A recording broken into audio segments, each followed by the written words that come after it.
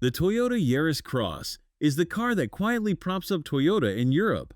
It is the brand's bestseller on the continent, and for 2026, it arrives with a sharper face, better materials, and a stronger hybrid, sitting here on the Bucharest show floor in emotional red. None of that sounds dramatic, and that is the point. This is the sensible answer in this segment, and the 2026 update is about making it harder to argue with.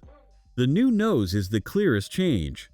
The grille now wears a body-colored honeycomb pattern, framed by a black lower section that ties into the wheel arches.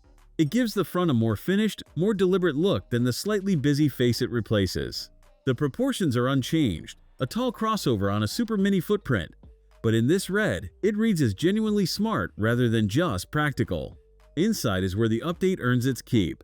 The dashboard is laid out cleanly around a freestanding touchscreen, and the materials around the upper dash and door tops feel a step up from the old car. The fabric seats in this one are supportive and a little more shape than you expect at this price.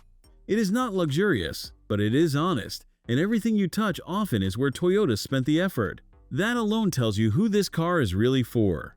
The front cabin is the strong part. There is genuine space for two adults, a sensible center console with two cup holders and a covered tray, and a high seating position that makes town driving easy. The rear is where the compromise lives. The doors do not open especially wide, and a tall adult sitting behind another tall adult will find their knees brushing the seat in front.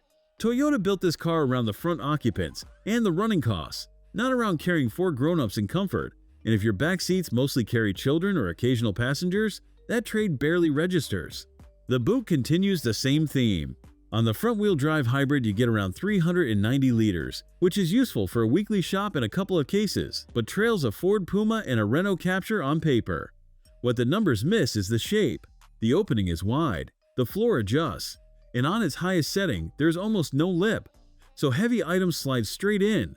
Fold the rear seats, and the space opens up to over 1,000 liters. Sticking with front-wheel drive matters here too, because the all-wheel drive version sacrifices a chunk of that boot to its second motor. If breakdowns like this help you choose, subscribe so you catch the next one. The powertrain is the reason this car exists. It feels relaxed and quiet in a way that suits how these cars are actually used, slipping into electric running at low speed and only stirring the engine when you ask for more. The 2026 car uses the stronger setup, a 1.5-liter three-cylinder paired with an electric motor for a combined 128 horsepower and 136 pound-feet of torque. That is enough for an unhurried overtake and a genuinely low real-world fuel figure, around 52 miles per gallon, with no plug and no charging routine to think about. That is the whole case for the Yaris Cross, and the 2026 update sharpens it without changing it. It looks better, feels better inside, and still does the quiet, efficient, low-cost job it was always good at. It is not trying to be the roomiest or the most exciting small SUV. It is reminding everyone why so many Europeans already buy it. And on this evidence, that argument is only getting easier to make.